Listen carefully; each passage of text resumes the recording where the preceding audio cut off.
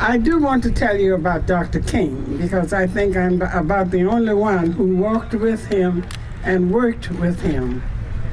When Dr. King first came to Alabama as the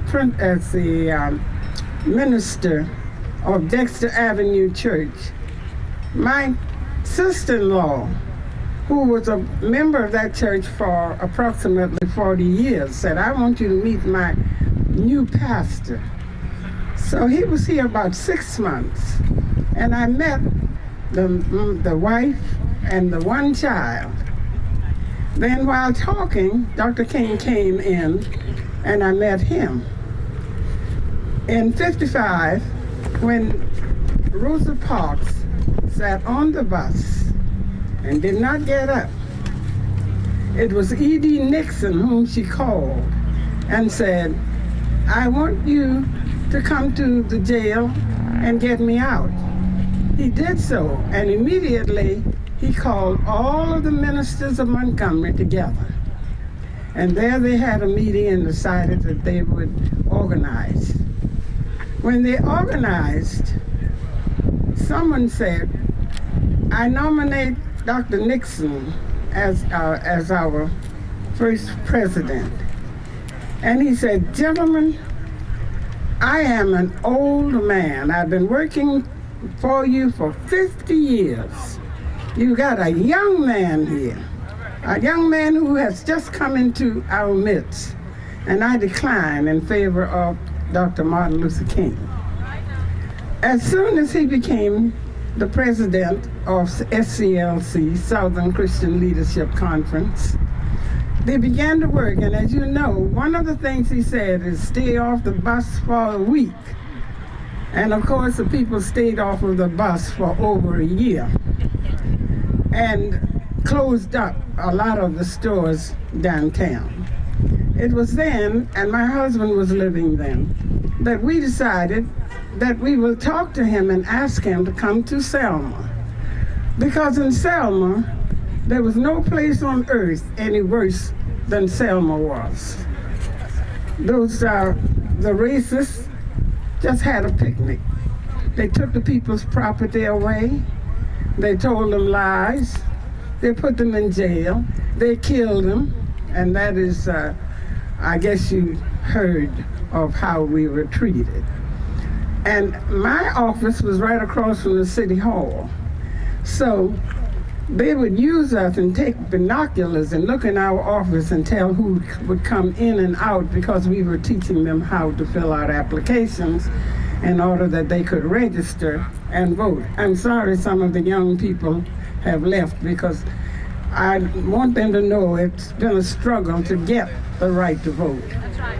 And then when we went to Montgomery and talked with him, after Rosa Parks sat on the bus, he said, "Well, we'll see what we can do about that." My husband passed, and on January the 2nd, 1965, Dr. King came to my office, he and 2 or 3 other people, including Andy Young.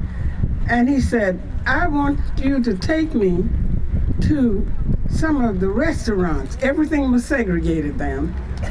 I took him to a restaurant in East Selma, and there, the only people who followed him were the people who were retired. They were sitting out playing checkers, and they followed him. On the street with all of the dignitaries and all of the people who had businesses, not one of them came and said, "Shake my hands, Dr. King, or I will invite you to come to my house." Not one of them. They were so beaten down with fear that they would be punished, fear that the whites would see them talking to us or even having a communication with us.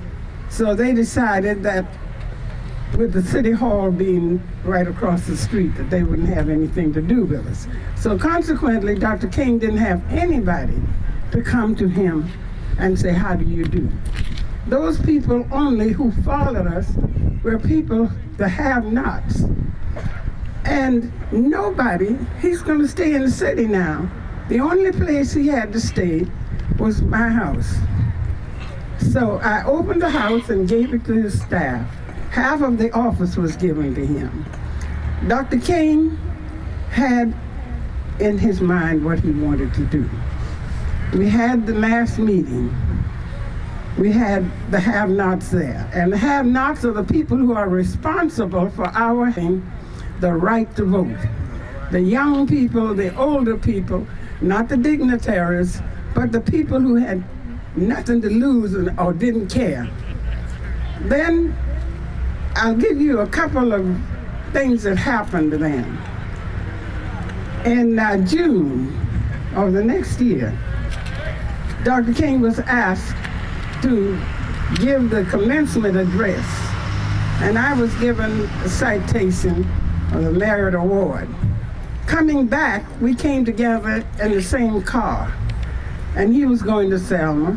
And when we got to Montgomery, he said, there's such a change here, because at that time he had moved to Atlanta. There's such a change here. And a car drove up beside us. And he continued, one guy continued to look at Dr. King. Nobody knew why, but he had the eyes of a terror. When the light changed, we continued on until the next light. When we got to the next light, the same car came along and drove up beside us. The guy rolled the glass down and made an attempt to pick up something.